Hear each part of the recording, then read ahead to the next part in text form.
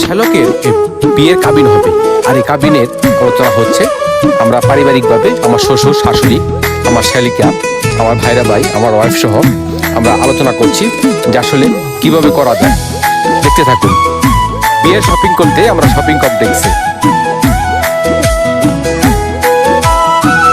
বিয়ে বলে কথা, আমার ছেলেও শপিং করছে, তার জন্য পছন্দ মতো জুতা কিনছে।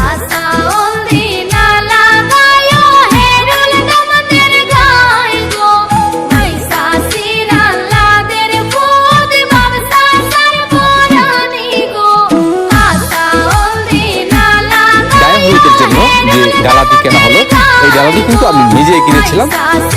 প্রচন্ড বৃষ্টি ছিল, বৃষ্টি থাকায় ডালা নিয়ে অটোরিক্সা দিয়ে আমি আস্তে আস্তে বাতাস খেতে খেতে চলে গিয়েছিলাম আমার শ্বশুর বাড়ি শ্রীপুরে গোসিঙ্গার কর্ণপুর গ্রামে।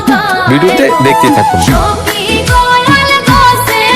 বর হাফেজ মাওলানা, তাই গান বাজনার কোনো আয়োজন ছিল না, একেবারে ঠান্ডা পরিবেশে আসলে কিন্তু এই গায়ে হলুদের অনুষ্ঠানটি শুরু হয় ঠিক ঘড়ির কাঁটায় যখন রাত 10টা বাজে।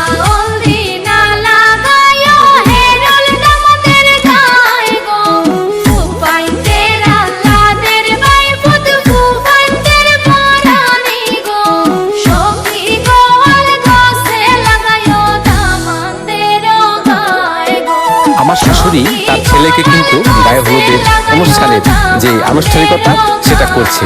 আপনারা দেখতেই পাচ্ছেন, আমাদের সঙ্গেই থাকুন এবং দেখুন, ভালো লাগবে। গ্রামের বিয়েতে আসলে এখনো সেই ঐতিহ্য রয়ে গেছে।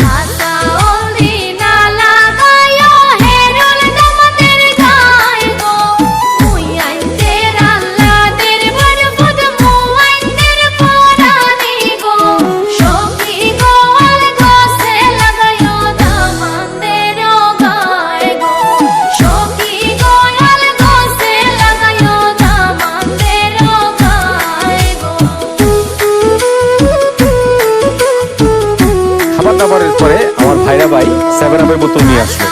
সে অবশ্য ব্রাজিলের সাপোর্টার ছিল, যেহেতু বিশ্বকাপ খেলা চলছিল। বয় কিন্তু খুব খুশি, কারণ এই রাত মানুষের জীবনে একবারই আসে। আসলে বিয়েতে গায়ে হলুদ বাঙালি এবং বাঙালির ঐতিহ্যের একটি ইতিহাস এবং ঐতিহ্য। গায়ে হলুদ না হলে যেন বিয়েটা হয়ই না।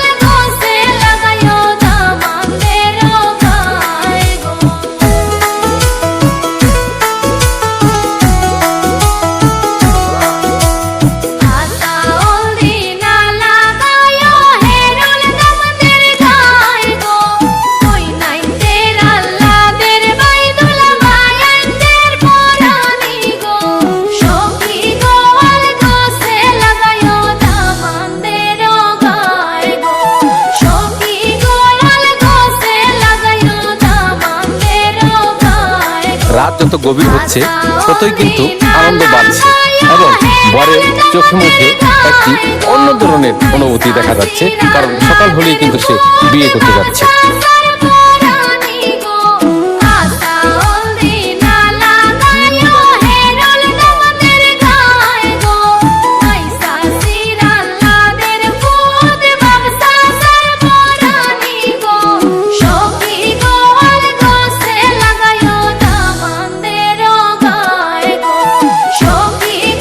এবার বরের বোনদের পালা। বোনেরা তার শরীরে হলুদ লাগিয়ে দিবে, এটা গ্রাম বাংলার ঐতিহ্য। আস্তে আস্তে তার বড় বোন এবং তার মেজ বোন বরকে কিন্তু হলুদ মাখিয়ে দিল। মধ্যে দিয়ে আমি এবং আমার ভাইরা ভাই দেখছেন, ভাইরা ভাই কিন্তু এখন হলুদ লাগাচ্ছে। আমার যে শ্যালক রয়েছে সে কিন্তু খুবই লাজুক প্রকৃতির, আর আমার ভাইরা ভাইটাও খুব লাজুক প্রকৃতির, এজন্য সেও খুব হাসছে। সাথে বরের সাথে বসে আছে তার বন্ধু বান্ধব। আর একেবারে শেষের দিকে কিন্তু আমরা অনেকটাই আনন্দ করেছিলাম। আসলে এটা ছিল আমার শ্বশুরের বাড়িতে একেবারে শেষ বিয়ে, কারণ আমার একটা শালি একটা শালা দুটাই কিন্তু আগে শালিটা বিয়ে হয়ে গেছে, তবে আমার শালাটা রয়ে গিয়েছিল। তার বিয়েতে আমরা মোটামুটি অনেকটাই আনন্দ করেছি।